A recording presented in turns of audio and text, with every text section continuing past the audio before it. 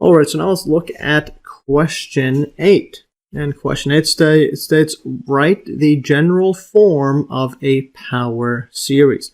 And then part B says, what is the radius of convergence of a power series?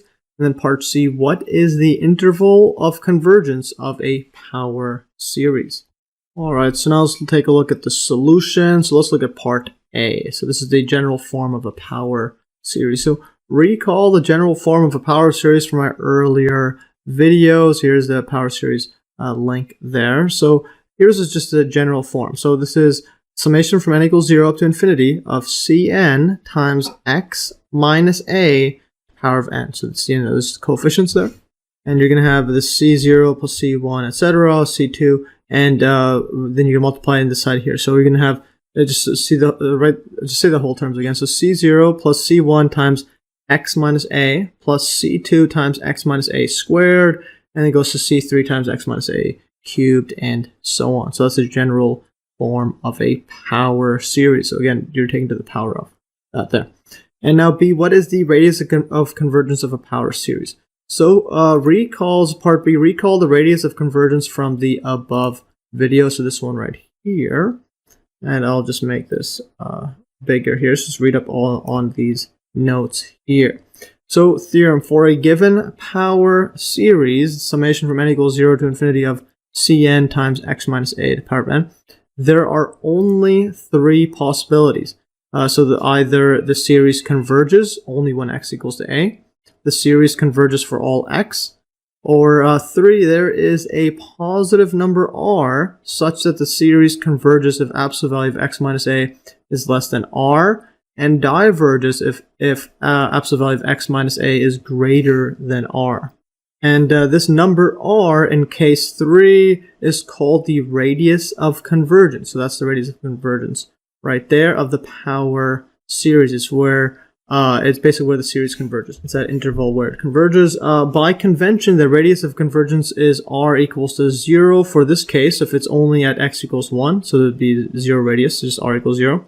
And if it's if it converges for all x, that radius would be infinity. So r equals infinity in case I or case 2. The interval of convergence, we'll get to that in a bit, or actually I'll go over it now as well as just recall. So this is part C. What is the interval of convergence of a power series? So that's right here in this write-up. The interval of convergence of a power series is the interval that consists of all values of x for which the series converges. In case I, the interval consists of just a single point A. In case II, the interval is from negative infinity to infinity. That's for all x. In case III, or in case 3, note that the inequality x minus a less than r can be rewritten as, if we remove that absolute value, you can have it as x is greater than a minus r, or x is less than a plus r. And the reason you can rewrite this inequality is absolute value x minus a is less than r as this. This inequality just means that, well, what you have is x minus a is going to be less than the positive r, and it's going to be greater than the negative of this r. Because remember here, when it's in between here, this absolute value is going to be less than absolute value of r there. For example, negative 3 is less than 2. But absolute value of negative 3 is equal to 3, which is greater than 2. So in both cases, you have r is greater than it. So yeah, this is just a little refresher on inequalities. And then what we could do here is add plus a to all sides in the middle, and plus over here. So then this just cancels. So now you're left with this inequality. X is less than r plus a, or a plus r, and x is greater than a minus r. Like that. All right. Alright, so now that we've written that, so note further, so when x is an endpoint of the interval, that is when x is equal to a plus or minus r. So when x is either one of these, anything can happen. The series might converge at one or both endpoints, or it might diverge at both endpoints. Thus, in case 3 right here, there are 4 possibilities for the interval of convergence. And here is these points right here, and we'll show you the illustration of it here. So you have 4 different cases. You have a minus r and a plus r. This is the regular bracket, so it does not include these endpoints. So you could have the point with a non-shaded circle like that, and this point like that. And then you could have this one a minus r, so it doesn't include that, and then this other one includes that point, so make it like that. And you can have this interval right here. So this is an open interval, this is closed, and here's a closed interval, a minus r, so at the endpoints as well it converges, and is a plus r at the endpoint doesn't converge. And you could also have it at both. So you could have something like this at both. So at this closed interval, a square bracket a minus r, and up to a plus r there, in that radius of convergence there. And the situation is illustrated in figure 3, or this figure right here. So if you have this here centered about A.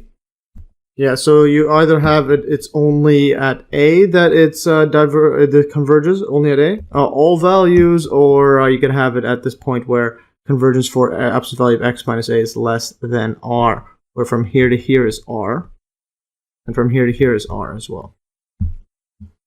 And then so on the left side is A minus R, the right side is A plus R. And then you have divergence is when absolute value of x minus A is greater than R.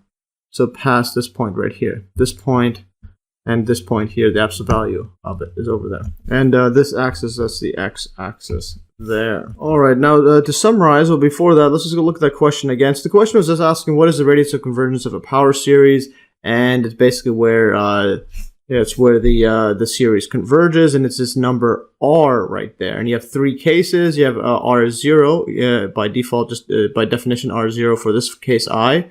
R is infinity for this case 2, and then r is this number. The absolute value is less than r if it converges there, and diverges when it's greater than the absolute value of x minus a is greater than r. So yes, to summarize, the radius of convergence is equals 0 if the series converges only when x equals a, is infinity if the series converges for all x, and is a positive number r such that the series converges for absolute value of x minus a is less than r, and diverges for x minus a, absolute value of x minus a is greater than r. And just to make this appear better, I'm going to write for. Actually, that doesn't help either. Or I'll just write for the case. Just so that this doesn't get split into this new line there. So this just for the case absolute value of x minus a is greater than r. All right, very interesting. And now let's look at part C again. Part C was about the interval of convergence. So what is the interval of convergence of a power series? So we went over that. That's just all the values in that interval for which the series converges. And it's this setup over there. But let's just go over further. This is from the solutions manual. Alright, so as stated above, the interval of convergence of a power series is the interval that consists of all values of x for which the series converges. Corresponding to the cases in part B, the interval of convergence is, so if you look at these cases right here, or these cases right here, so you have these cases. Yes, you have either the single point, so for I, you have the single point A right there, so you can call that the interval of convergence. Just put this A with this squiggly bracket. Or you can have the case 2, all real numbers, that is a real number line from negative infinity to positive infinity. And then you have the case 3 is an interval with endpoints a minus r and a plus r, which can contain neither, either, or both of the endpoints. So then this either is either one of them or the other one, so that you'll have 4 different intervals. So 4 possibilities, these ones right here.